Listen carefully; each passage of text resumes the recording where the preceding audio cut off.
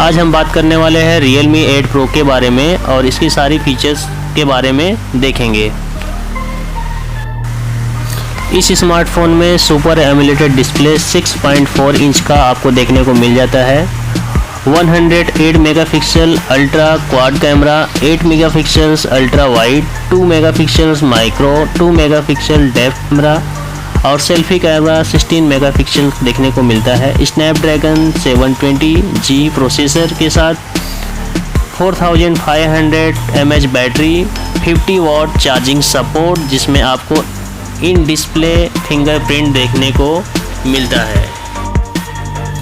और क्या क्या फीचर्स हैं इस स्मार्टफोन में, सारी चीज़ें डिटेल्स में कवर करेंगे। चलिए शुरू करते हैं।